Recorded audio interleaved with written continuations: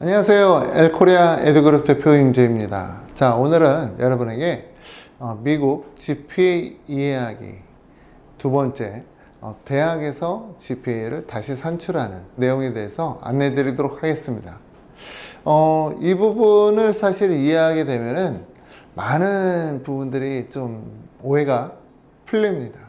그래서 또 이 부분을 잘 모르시는 유학원들도 계세요. 그래서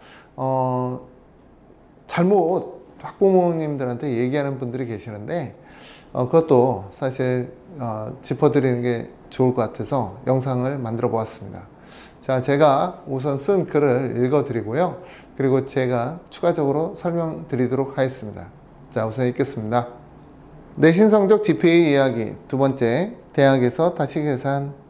GPA를 이해하는 데 제일 중요한 부분은 학생의 GPA는 입학 지원하는 대학교에서 다시 계산한다는 점이다.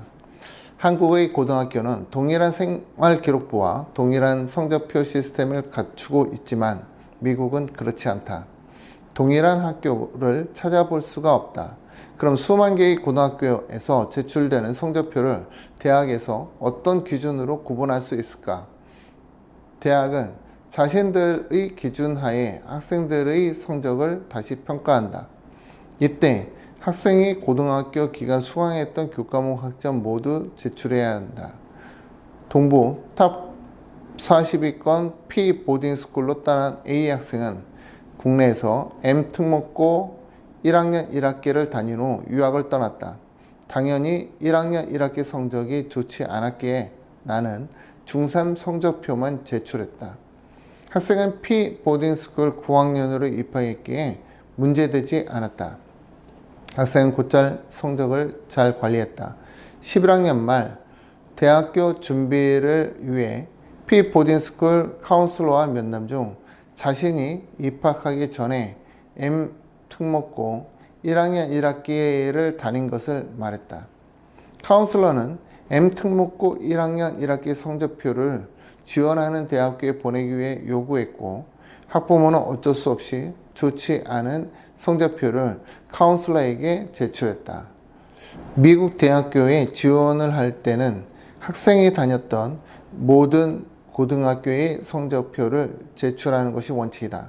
썸머스쿨에서 받은 교과목 학점이나 온라인 스쿨에서 받은 교과목 학점 또는 커뮤니티 컬리지에서 받은 학점도 마찬가지다.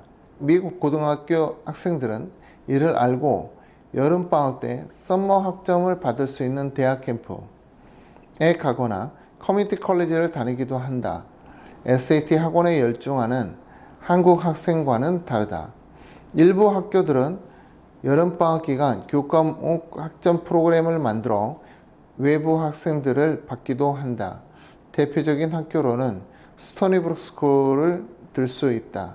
아래는 2023년 여름방학 학점 프로그램 24개의 교과목 중 AP 학점을 받을 수 있는 과목이다. 자, 이렇게 미국 대학교에서 GPA를 다시 계산을 한다라는 거죠. 우리나라는 이제 써있지만 이제 생기부 시스템이 동일하기 때문에 학교에서 이제 대학에 이제 바로 이제 보낼 수가 있는 반면에 미국은 그렇지 않습니다. GPA를 산출하는 방법도 다 틀리고 또 GPA뿐만 아니라 학교에서 교과목 듣는 것도 다 달라요.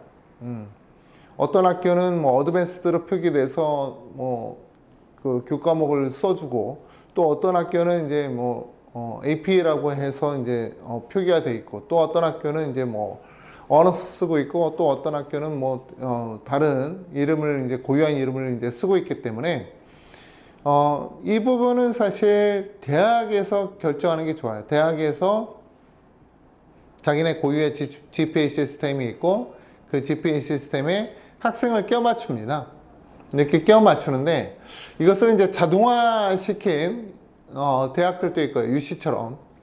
그리고 이제 수작업을 하는 학교들도 있어요. 지원 학생들이 뭐 그렇게 뭐 10,000명에서 20,000명 선이다라고 할 경우에는 뭐 수작업으로 충분히 할 수 있죠. 그래서 이제 수작업으로 하는 학교들도 있고 이걸 자동화 UCLA 같은 경우는 뭐 15만 명 지원하니까 수작업을 할 수가 없죠. 그래서 이제 자동화 시스템 갖춘 학교들도 있습니다. 핵심은 뭐냐? 학생이 대학교를 준비를 할 때 다니고 있는 학교에서 공부를 해야 되는 교과목들이 있고, 다니는 학교 밖에서 해야 되는 교과목들을 빨리 구분하는 게 제일 좋아요. 빨리 구분을 해서 계획대로 교과목의 학점을 채운다 그러면은 학생은 틀림없이 좋은 대학교에 들어갈 수 있는 GPA를 갖게 되는 겁니다. 이게 기본입니다. 이 부분이 흔들린다라고 할 경우에는 뭐 SAT나 다른 엑스트라 커리큘러로 이 부분을 채울 수가 없어요. 그래서 학생이 학교 공부만 또 열심히 하는 학생들도 있는데, 그 좋죠. 그런데 학교 공부만 하면 안 돼요. 특히 중부 지역에 있는 고등학교를 다니는 학생들, 또는 이제 크리스찬 학교를 다니는 학생들 같은 경우에는 내신 성적이 굉장히 좋게 나오거든요. 미국에서 일반 학교, 크리스찬 학교나 아니면 공립학교 또는 조금 작은 학교들 같은 경우에는 웬만하면 다 성적을 A 줍니다. 그래서 이제 부모님이 보기에는 굉장히 내신 성적이 좋게 나온 것처럼 이렇게 보이지만, 실제 그 학교의 네임밸류나 또는 이제 학교의 어떤 교과목의 난이도가 그렇게 높지 않았을 경우에 다 안다라는 거예요. 대학에서. 따라서 실제 학생이 중부 지역이나 또는 크리스찬 학교, 카톨릭 이런 곳에서 이제 공부를 할 경우, 데이스쿨이 일들이겠죠. 이런 데서 공부를 할 경우 이 학생은 반드시 커뮤니티 컬리지나 아니면 온라인 스쿨을 통해서 좀 난이도 높은 교과를 같이 소화하기를 바랍니다. 그러면서 이제 대학에 각자 성적을 제출하게 되면은 학교에서는 좀 인정을 해줄 거예요. 어느 정도 학업이 올라온 학생으로. 그런데 그렇지 않을 경우에는 굉장히 낭패, 좀 좋지 않은 결과 받을 수도 있습니다. 자, 이 부분에 대해서 오늘 안내해 드렸고요. 이게 이제 두 번째 이야기인데, 다음 세 번째 이야기를 듣도록 하겠습니다. 다음 시간에 하겠습니다. 감사합니다.